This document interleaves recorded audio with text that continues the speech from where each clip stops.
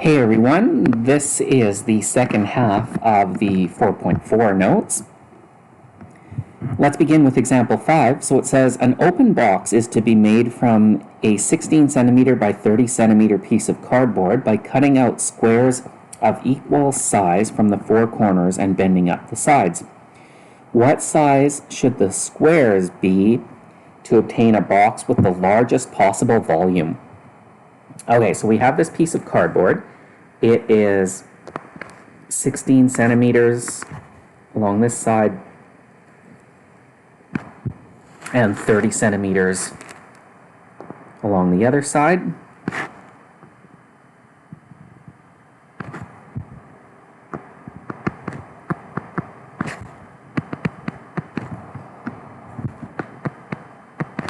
And what you're supposed to do is cut out squares out of each of the four corners.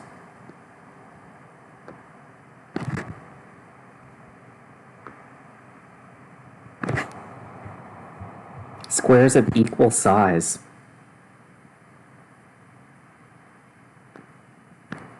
Out of each of the four corners, and then you fold those flaps up and it makes a box for you.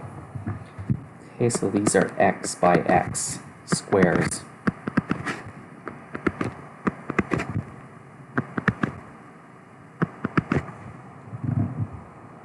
Okay.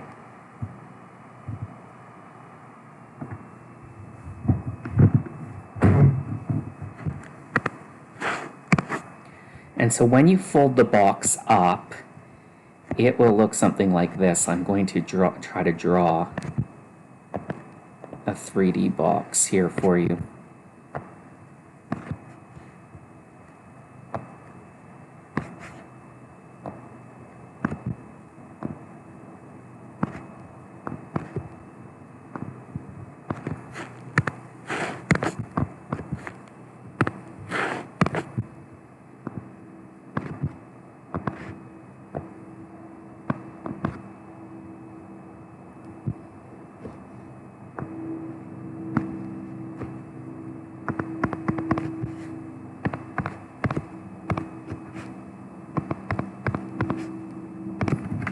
Okay.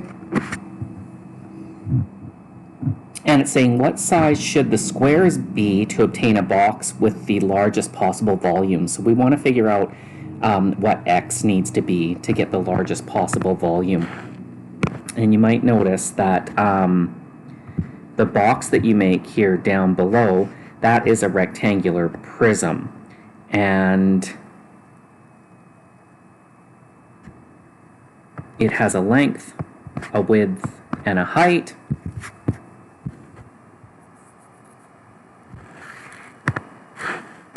And the volume of a rectangular prism is length times width times height. Okay, and we want to find a box with the largest possible volume, so we want to maximize V. Okay, and so we have to come up with expressions for L, W, and H. Okay, and you might notice, guys,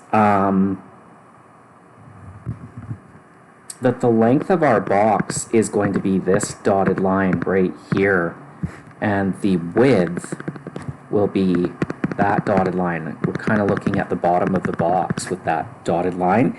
And you know how like the whole length here is 30 centimeters and we're cutting off X by X squares from each corner. So the length here on the bottom is 30 minus 2 X's. And then notice that the width, the whole width is 16 and we're cutting off X off one side and X off the other. So the width here is 16 minus 2x, and when you fold the flaps up, those red lines are going to actually fold up, and the x is going to be the height of the box. So the height is x, the length is 30 minus 2x, and the width is 16 minus 2x.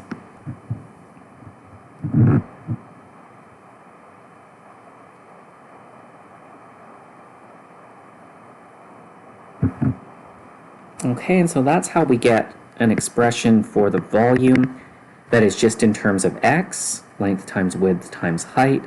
So the length is 30 minus 2x. The width is 16 minus 2x. And the height is x.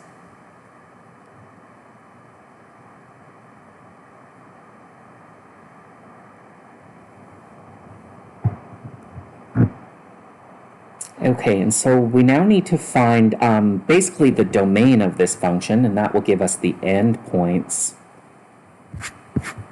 of the function. And so hopefully you will agree with me that x has to be greater than or equal to 0 because it's a length. Okay, and technically, I mean, if it was 0, we wouldn't really have anything to fold up and you'd get a volume of 0. So mathematically, x could be 0. It's not realistically, I guess, for creating a box. And then we have to figure out, are there any x values that will start to make the other side lengths negative? Like, for example, this x value right here. If I were to go bigger than 8, 8 times 2 is 16, I would be going 16 minus 16 is 0. If I go bigger than 8, like I had a 9 there, I would be doing 16 minus 2 times 9, I'd be doing 16 minus 18, and I'd start making the width negative. Okay, so x has to be less than or equal to 8. And actually, like in this one here, x would have to be less than or equal to 15. Okay, but because the next one over, x has to be less than or equal to 8, we have to take the smaller one. We can't have anything greater than or equal to 8, otherwise we're going to start making the width negative.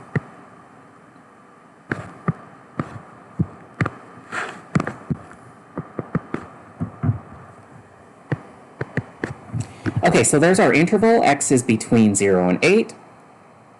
Those are our endpoints. And to find the extreme values, we have to test the endpoints and the critical points. So we have to get the critical points of the volume function. We're going to have to multiply this all out and do the derivative and find where the derivative equals 0 or does not exist. Okay, but if we multiply this out, let's leave the x over there for now and we'll do FOIL. 30 times 16 is 480. 30 times negative 2x is minus 60x. Negative 2x times 16 is minus 32x. And then we finish off with negative 2x times negative 2x, which is plus 4x squared. And then we have times x on the outside. So our volume function is going to be 4x cubed. Looks like we have negative 92 x's, but then times that extra x is negative 92x squared. So I'm multiplying the x onto all of these, and then x times 480 is plus 480 times x. Okay, so there's our volume function. Okay, it only makes sense between 0 and 8.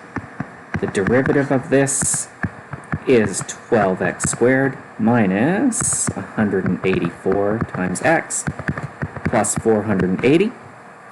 And we want to know, okay, where does the derivative not exist? And where does it equal 0? Okay, so this derivative, this exists everywhere. There aren't any problem points for x, but we can set it equal to 0 to find critical points as well.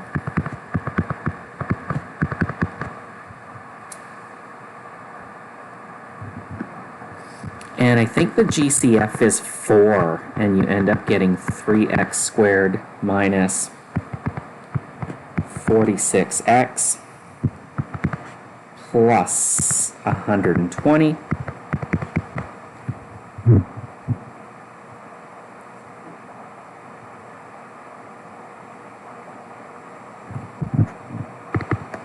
Okay, and you could solve this by the quadratic formula if you need to, but it does actually factor as well. You get 3x and x.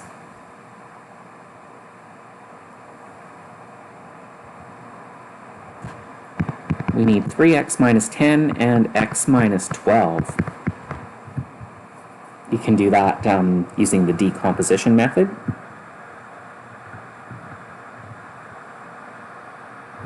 And so we end up getting answers of x equals 10 over 3.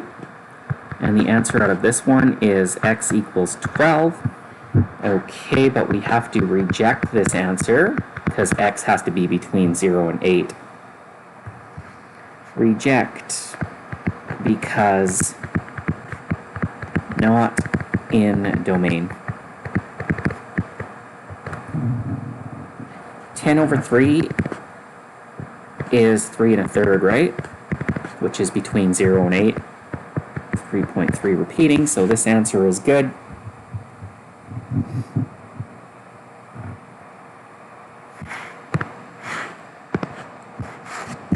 And over here, let's test endpoints and critical points to find the maximum volume, the maximum V. Okay.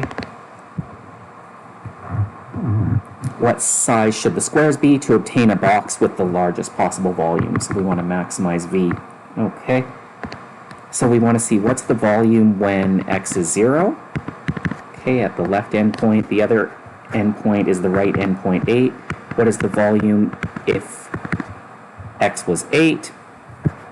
And what is the volume when x is 10 over 3? Okay.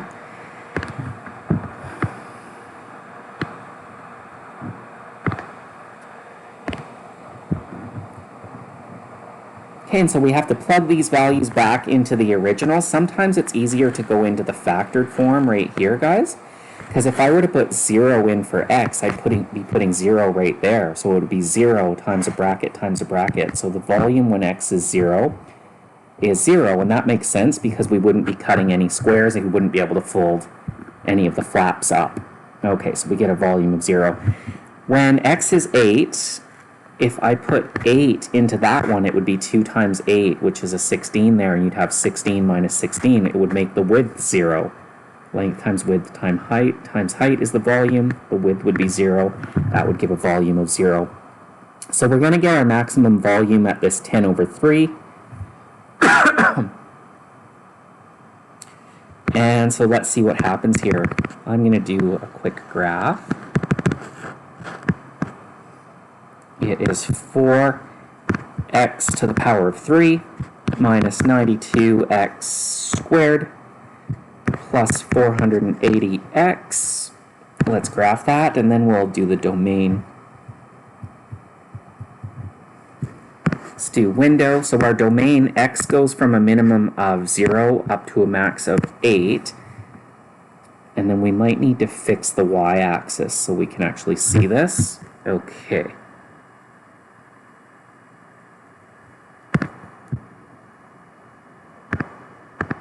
Let's make the y max 500. See what that does. Okay, so now we start to see some graph. Okay. Let's make the y max a bit higher. And there we go. And remember, guys, this is a cubic, 4x to the cube. So it's kind of a John Travolta graph. So we're just seeing sort of a piece of it. Okay. And so let's plug in. We'll calculate when x is equal to 10 over 3. What's our maximum volume? There up at the top, 725.9. So I'm going to write that in here. 725.9 centimeters cubed.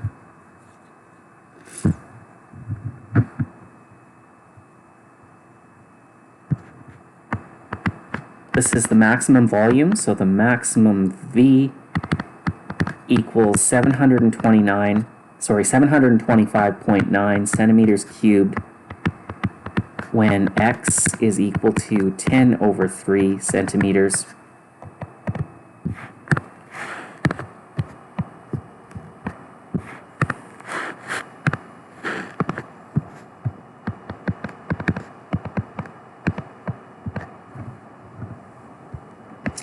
have we answered the question properly? What size should the squares be to obtain a box with the largest possible volume? So since they're squares, we could just say 10 over 3 by 10 over 3 centimeter squares.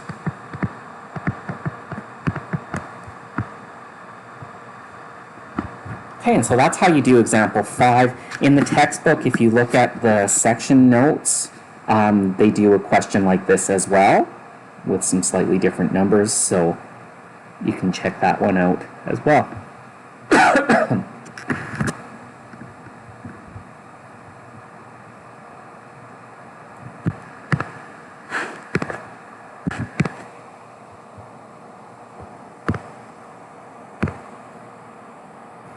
Just going to pause for a minute, and I will be right back.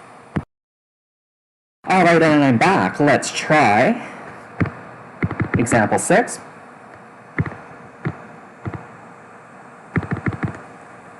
So example 6 says find the least amount of lumber. Least amount of lumber. So we want to minimize something here. That will be needed to form an open box with a square base and a capacity of 32 meters cubed.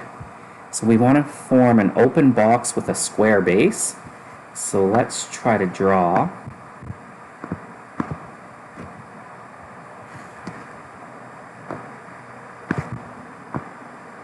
a square base. And I perhaps should have made this one dotted.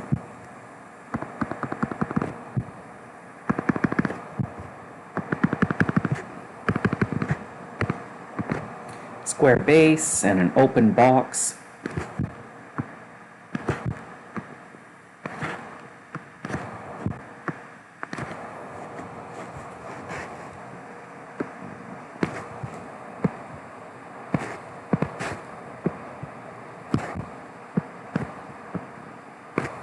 Okay, and so since we have a square base, that means this is x by x.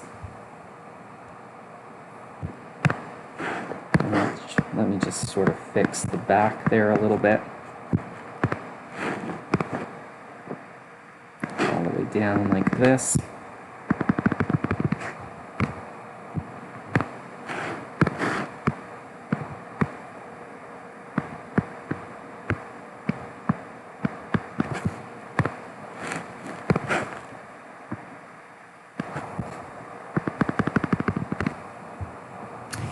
Okay, so we have a square base.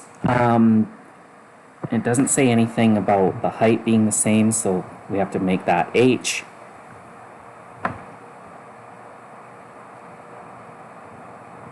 And it is an open box, so there's nothing here, right? This is open.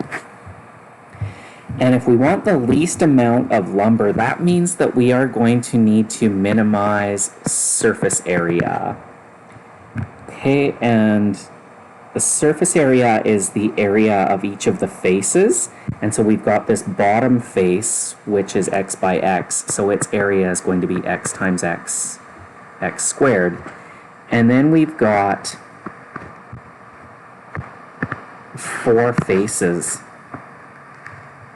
This one here that is x by h. This face here that is also x by h. The back face, which is x by h, and this side face, which is x by h.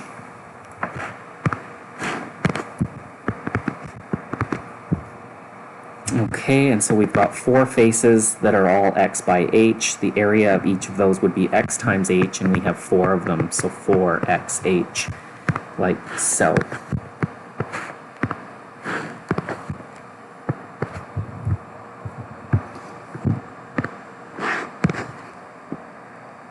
Should be right along that blue line, so I'm kind of butchering the diagram.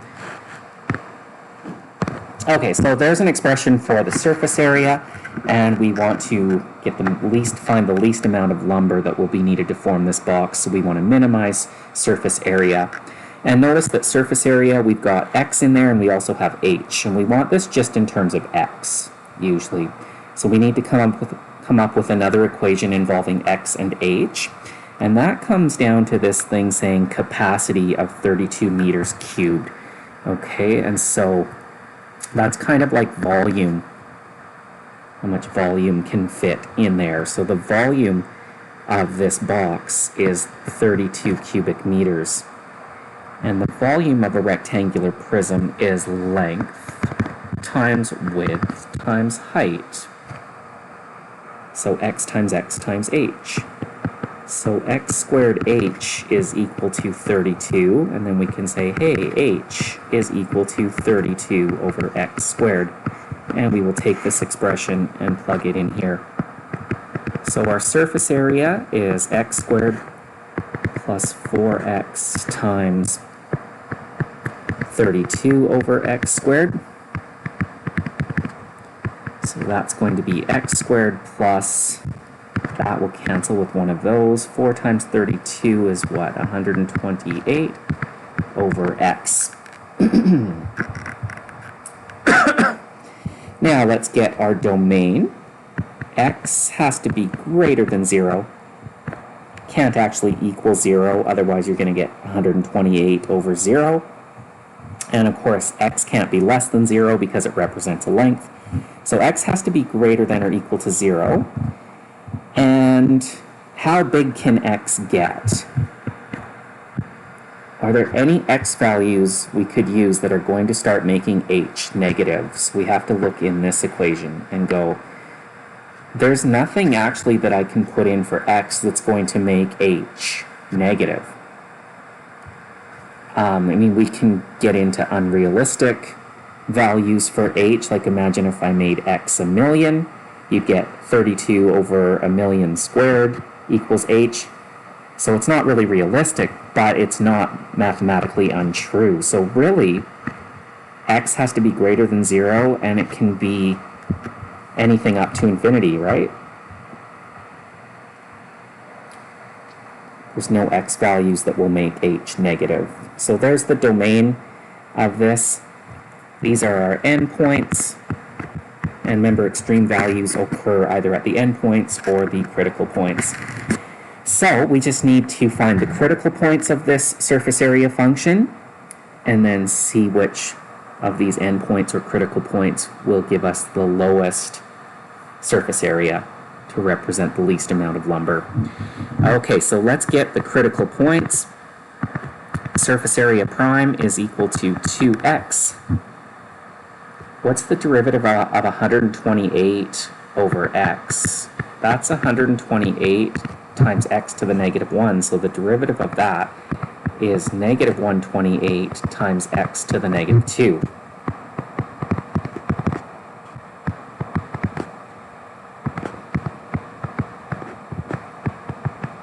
Which we can write like that, with positive exponents.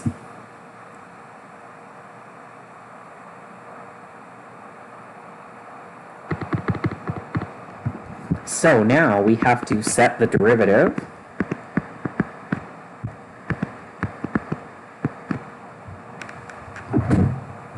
equal to 0 and solve, and we could also notice that, hey, SA prime does not exist at x equals 0, which is a critical point.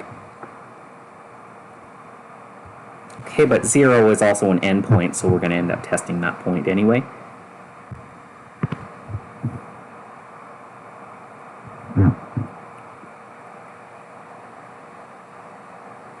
Okay, and so where does SA prime equal 0? So if I solve this equation, I could add the 128 over x squared to the other side, do a little cross multiplication here, and we get 2x cubed equals 128. So x cubed is equal to 64, and then you cube root both sides to get that x equals 4. So that's also a critical point.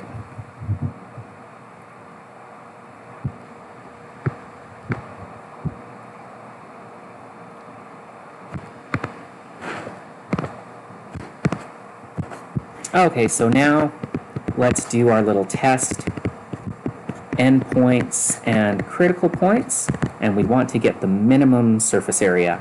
So we're interested in the surface area as x approaches 0.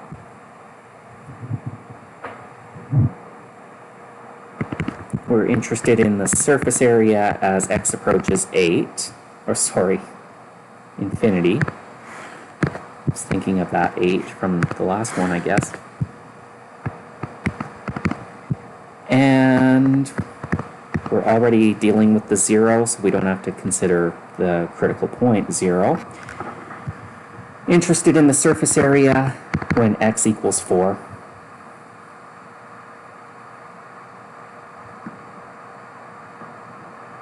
All right, and so we're plugging those values into this original surface area question. If x is 0, we would have 0 squared plus 128 divided by 0. So you kind of imagine like taking a limit as x approaches 0. 128 divided by something really, really small is going to go off to infinity.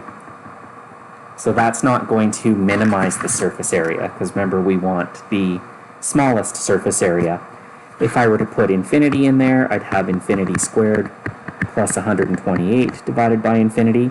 That's 0, but infinity squared is huge, so that's going to go off to infinity.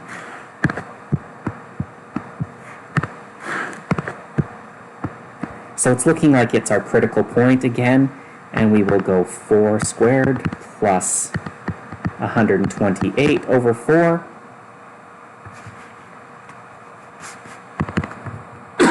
For a minimum surface area of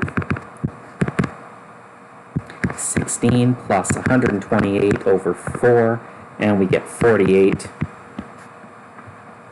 And that is going to be meters squared, because surface area is in square meters. So we can say min surface area is equal to 48 meters squared when x is equal to 4 meters.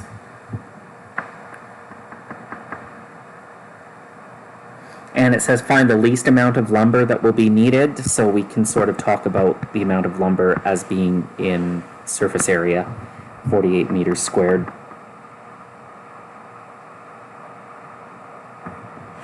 And if you want to, you can say when x equals 4 meters, we can also figure out what the height would need to be of this box. If x is 4, just go back to this formula here, h equals 32 over x squared, so it would be 32 over 4 squared, which is 32 over 16, which is 2, so the height would be 2 meters. And that is how you do example 6. We could even take a look at the graph of this as well. The surface area graph is x squared plus 128 over x.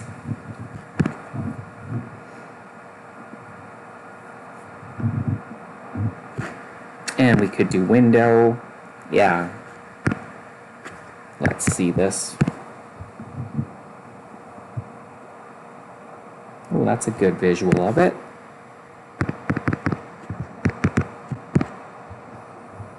That's an even better visual, I guess you can see.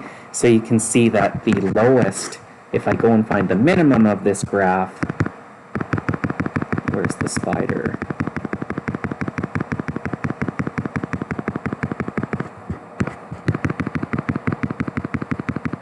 We will get that the minimum surface area happens when x equals 4. Will give us, there we go, x equals 4, and you see that minimum surface area of 48 meters squared, because I just plotted surface area versus x. And you can see a good visual as x gets close to 0. Look at what the y values are doing. That graph goes way up to infinity. And also as x gets bigger and bigger and bigger, as x itself goes out to infinity this way, you can see the surface area is going up to infinity. So that's a nice visual. Maybe if we went a little bit higher here, does that show it? Yep, that's pretty good. Okay, so there's example 6.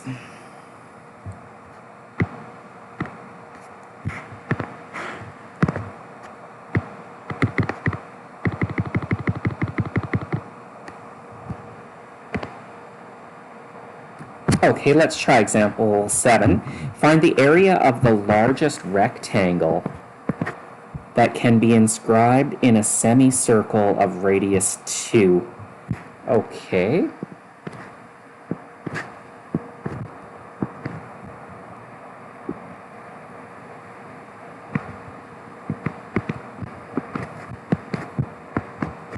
A semicircle of radius 2 would look like this.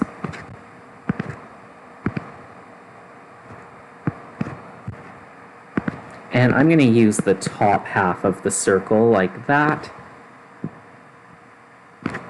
Okay, because it's easier to work with positive numbers. And remember, guys, back when we did conics, x squared plus y squared equals r squared. That is a circle with a radius r, and the center is 0, 0. So I made our center 0, 0. We've got a radius of 2, so the equation would be x squared plus y squared equals 2 squared, which is 4. That would be the full circle, though, and we just have the semicircle. And so the way to get the semicircle equation is you solve this for y, and you go subtract x squared from both sides, and you say y squared is equal to 4 minus x squared, and then to get y by itself, you would square root both sides, and you have to take into account that plus or minus works. Oops.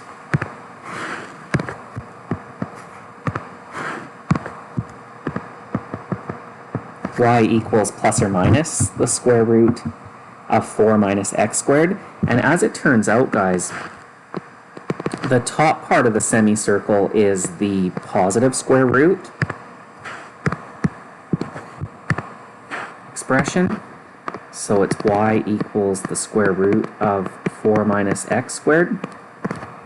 Okay, and the negative would be like the bottom half of the circle. This would be y equals negative square root of 4 minus x squared. Bottom half of the semicircle, but that's not going to come into play. So I'm going to erase that now, but I just wanted to show you how that works.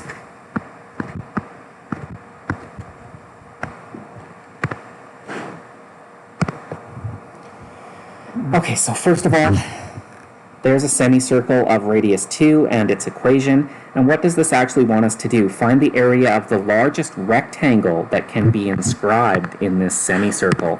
So what that means is, basically, what's the largest rectangle that we can fit into this semicircle? And its corners have to be touching the semicircle like that. So there's our rectangle. Okay, and what is the largest rectangle that we can fit in there? Okay, so find the area of the largest rectangle. We want to maximize its area. Okay. And you might notice, guys, that this is where 0 is, and when you go out a certain distance on the x-axis, you are moving out a certain x value. And since this graph is symmetric about the y-axis, that x value would be the same that way. So that's kind of like the width of your rectangle, and then the length, or sorry, that's the length of your rectangle, and the width is this, which is a y height going from the x-axis up to a certain point.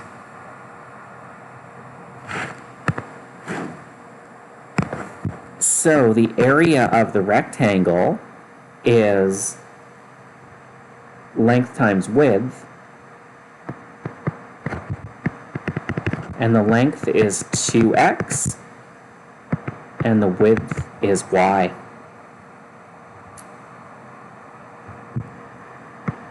And remember, we want this just in terms of x, so it would be nice if we could write y in terms of x, but look at what y is. Y is equal to the square root of 4 minus x squared. So that goes in here, And there's our area function. And now we need to find the domain of that as our endpoints. So x has to be greater than or equal to 0.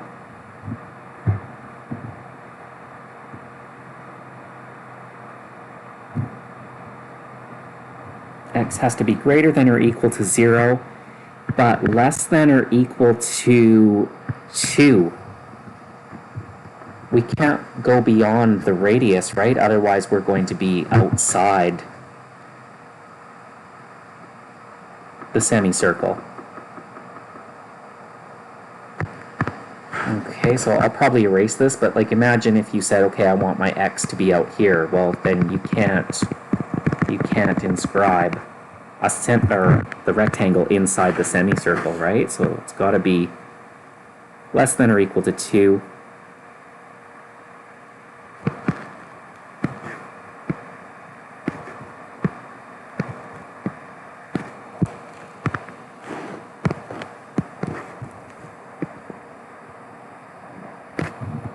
Okay, so those are our endpoints. And now we just need to find the critical points and do the testing to find the largest area.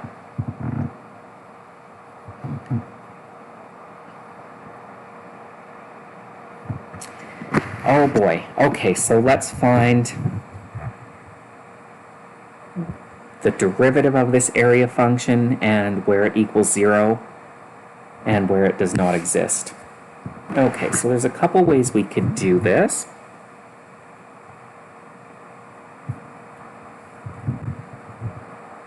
Yeah, I think the easiest way might be, first of all, to go like this. We will write 2x as the square root of something so that we can multiply the square roots together. It would be the square root of 4x squared. And then we have times the square root of 4 minus x squared.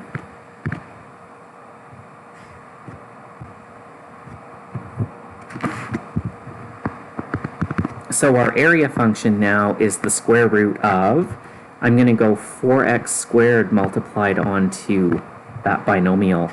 So it will be 16x squared minus 4x to the 4.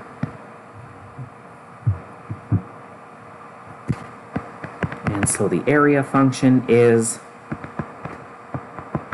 16x squared minus 4x to the 4, the square root of that. So all of that is to the power of 1/2. And now let's do a prime. The 1/2 multiplies in front. 1/2 minus 1 is negative 1/2. And then the derivative of the inside is 32x minus 16x cubed.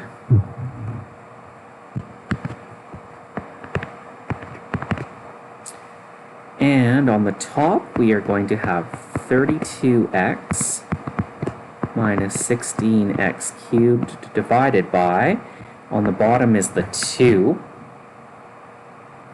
And this 16x squared minus 4x to the 4 to the negative 1/2 will be to the positive 1/2 down on the bottom.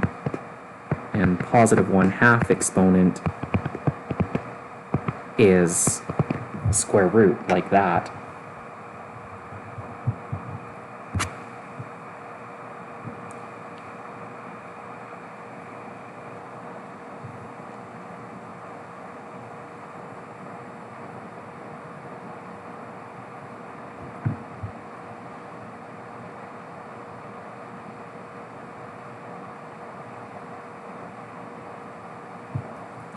Alright, so now we need to find where a prime equals 0.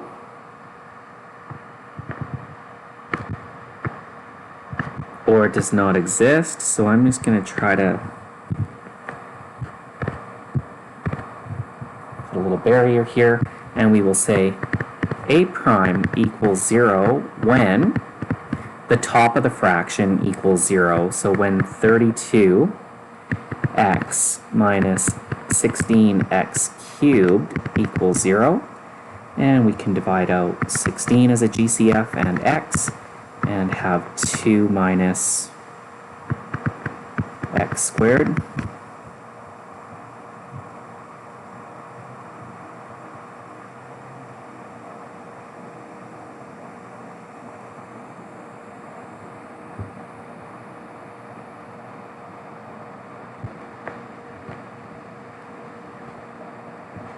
And we get 16x equals 0, or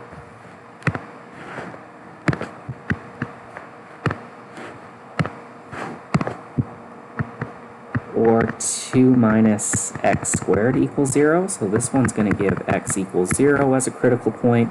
This is going to give x squared equals 2, so x equals plus or minus the square root of 2. Those are all within the domain. So this is a critical point, and this is a critical point.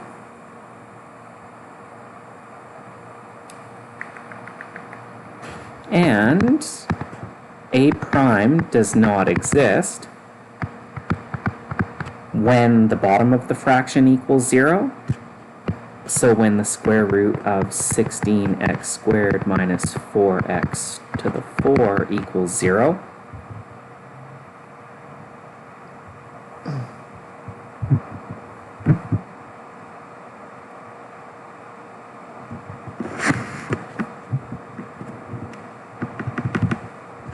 So that's when the inside would work out to 0, so we could actually essentially just drop the square root, and let's factor out a GCF of 4x squared, and we would have left 4 minus x squared. Which means that x equals 0 is a critical point, because 0 squared is 0, times 4 is 0, times the bracket would be 0. And other critical points would be at plus or minus 2. 4 minus 2 squared would be 0, and 4 minus negative 2 squared would be 0. So these are also CPs.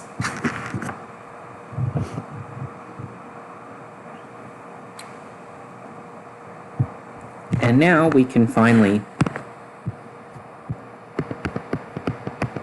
test endpoints and critical points. We're interested in the area when x equals 0, that's an endpoint. The area when x equals 2, that's an endpoint. 0 is a critical point, we're already looking at that. Plus or minus root 2, so the area when x is root 2. We don't have to worry about negative root 2 because that's not in the domain. So we'll forget about negative root 2. And down here, the other critical points, x equals 0 we're looking at, and plus or minus 2, we're looking at positive 2. Minus 2 is not in the domain.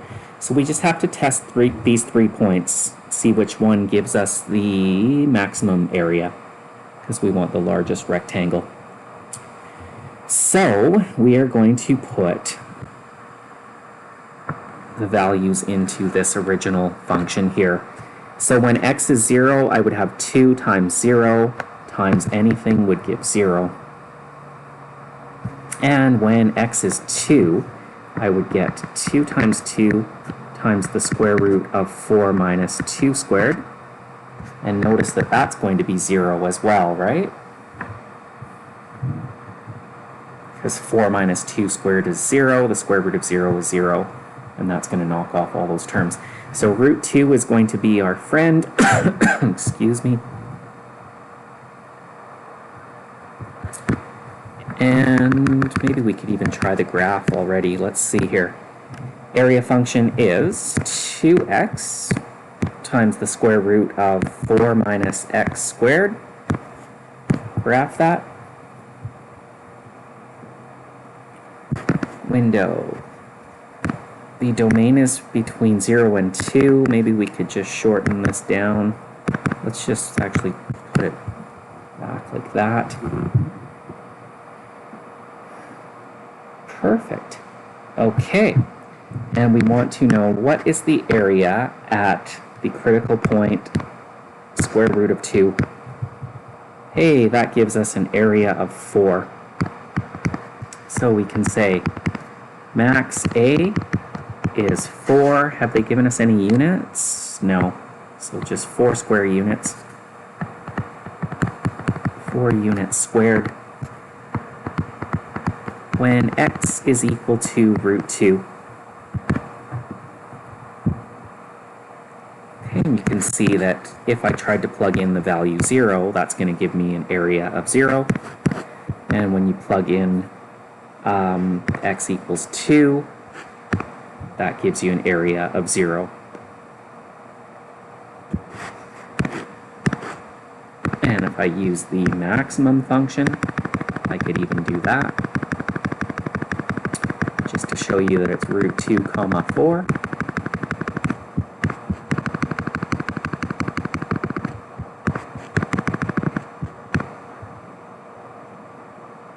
There we go.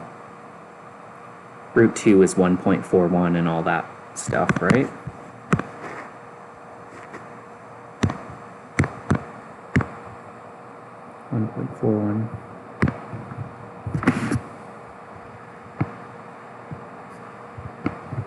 All right, so there's example 7, everyone.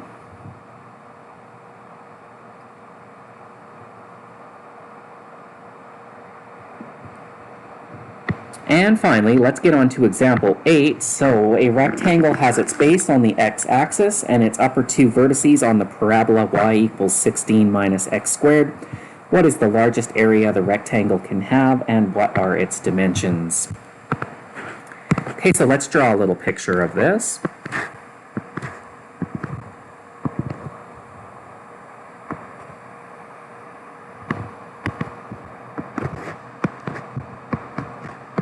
(16 minus x squared) is a parabola that is hitting the y-axis at 16. And what are the zeros of this function? What x values will make y equal to 0? 16 minus something squared. Well, plus or minus 4 squared would be 16 over here, and you'd have 16 minus 16. So we're going to get zeros at 4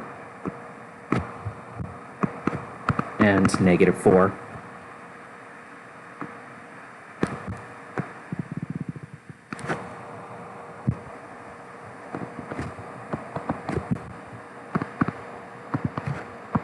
Okay, so there's our parabola, and a rectangle has its base on the x-axis.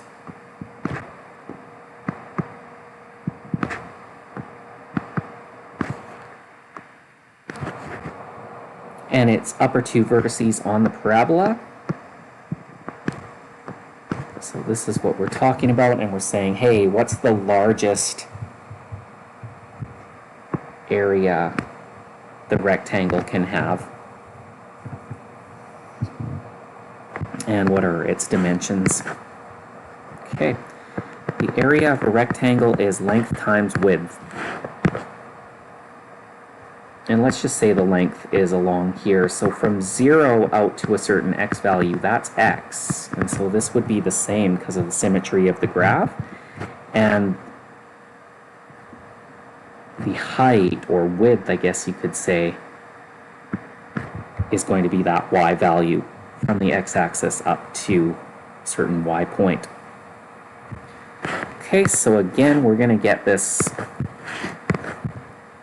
formula that looks like this. The base is 2x, and the height is y. So there's the area of our rectangle.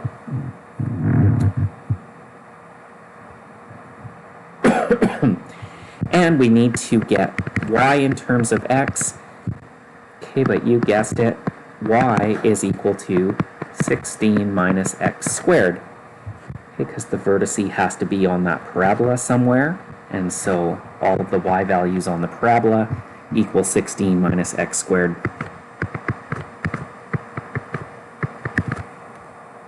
Awesome, so our area function is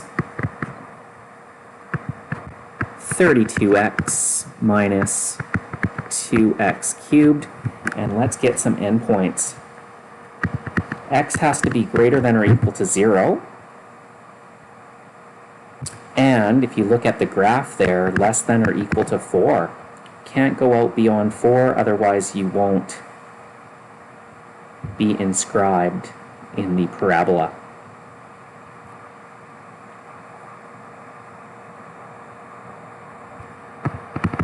Okay, so those are our endpoints. Now let's go find the critical points. A prime is equal to 32 minus 8x squared. That exists everywhere, so we just need to set it equal to 0 and solve.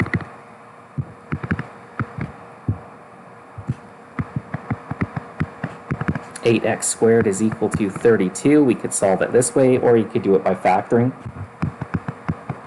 X squared equals 4, which means x is equal to plus or minus 2. Okay, but negative 2 is not in domain. Is not in domain. Therefore, x equals 2. That's our critical point.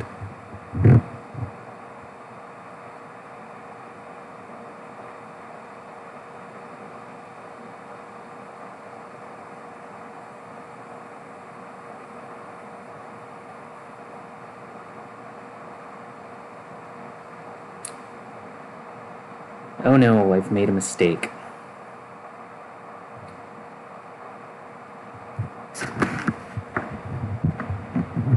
Ah, that's no good. I've made a mistake. Sorry, everyone. Let's erase this. Boy, all the way back to here. The derivative is 32 minus, it's 3 times 2. I did 2 cubed, which was 8, so that's actually 6x squared. There we go. Set this equal to 0. 6x squared equals 32. X squared equals 32 over 6. X squared equals 16 over 3. So x is equal to plus or minus the square root of 16 over 3. We are going to reject the negative because it's not in the domain. So x equals positive square root of 16 over 3, but if you square root the top, you would get 4, and then we could just have it as 4 root 3. There's the critical point. I will say here, reject negative.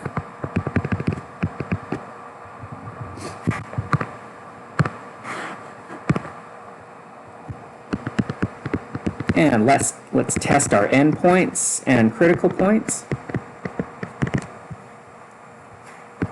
We're interested in the area when x is 0, the area when x is 4, and the area at the critical point 4 over the square root of 3. It's really kind of funny there.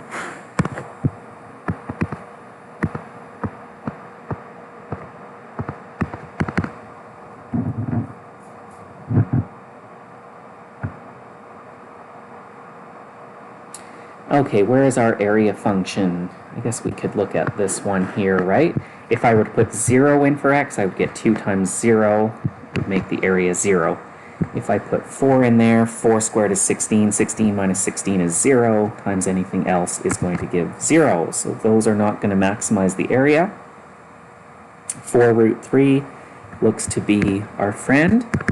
Maybe we could do it graphically. And go 2x times 16 minus x squared.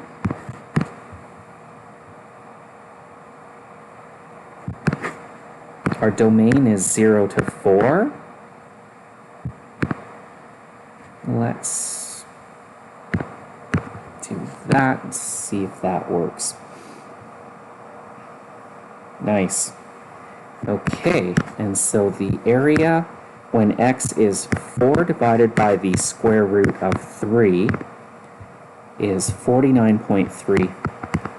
So there's our maximum area. Let's look at that graph again. You can see it's up at the top of the hill.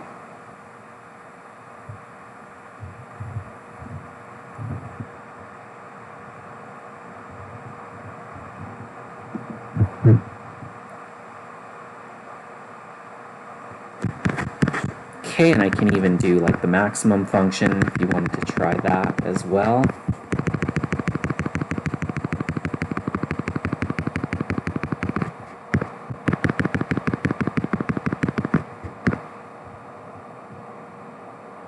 There we go.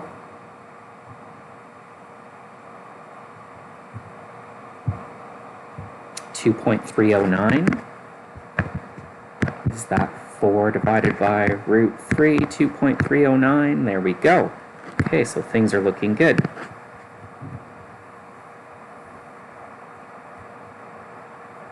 So what is the largest area the rectangle can have? So we could say max area is 49.3 units squared. But then it also says, and what are its dimensions? Now, the dimensions are not just x, right? Because x was in either direction from 0. So notice, guys, if you look back at the rectangle, the dimensions are 2x and then y. And x is equal to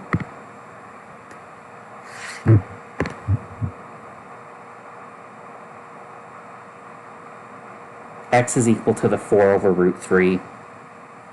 Okay.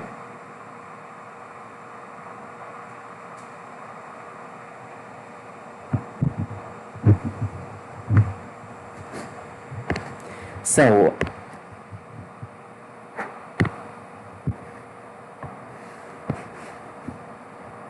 I'm not really sure which one is bigger at the moment. So let's figure this out.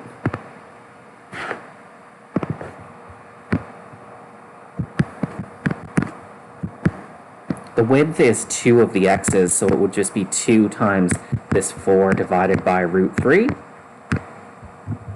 Okay, so that's one dimension, 4.61. And then how do we get like the y dimension? Y is 16 minus x squared, so it would be 16 minus 4 over root 3, all of that squared. Okay, so the y dimension is actually longer, so the y is the length and the width is the 2 x's.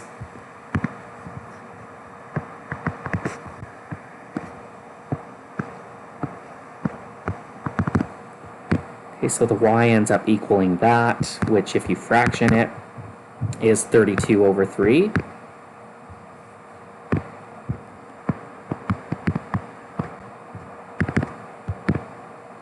Okay, and the 2 x's is about 4.62.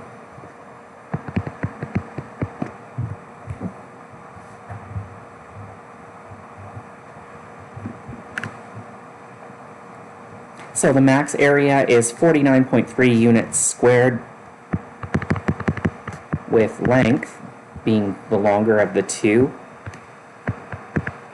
32 over 3. We don't have centimeters or anything. And width is twice the x value, so 2 times 4 over root 3, which is 8 over root 3.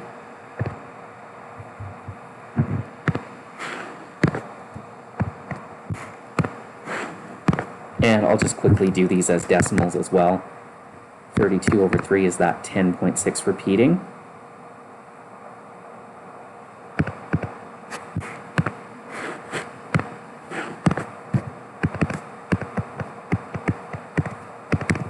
And then 8 over root 3,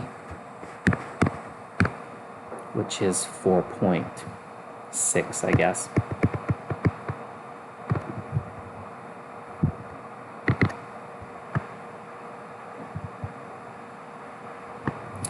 All right, there you go, everybody. Those are some extreme value problems.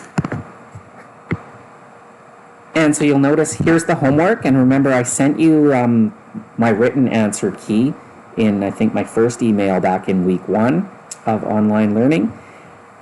So let me know if there's any problems with any of those, and then there's these additional questions that I can give you the answers for, And you can try to get these, and if you have any problems with these, by all means, just fire me an email, and I can try to help you out with those. So the answer to number 1, find two numbers whose sum is 30 and whose product is as large as possible. The two numbers end up being 15 and 15. Number 2, find the dimensions of a rectangle with perimeter 400 meters and whose area is as large as possible. Okay, it ends up being a 100 meter by 100 meter rectangle. Therefore, that's a square. Number 3, find the dimensions of the rectangle with maximum area that can be inscribed in a semicircle of radius 10.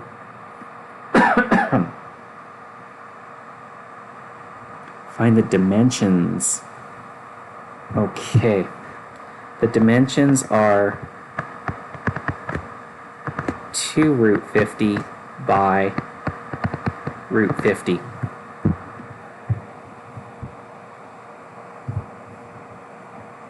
Okay, which can actually be simplified a little bit, but that's one way to write them.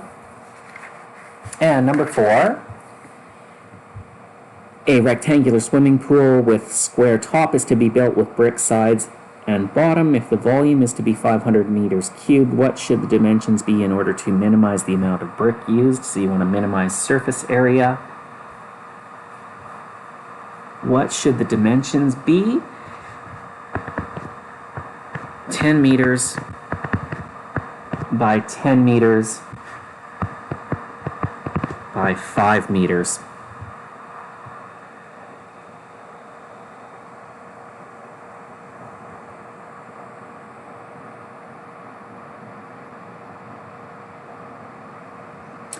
Alright, so there you go, guys. Give some of those a try, and I will be in touch soon. Talk to you soon.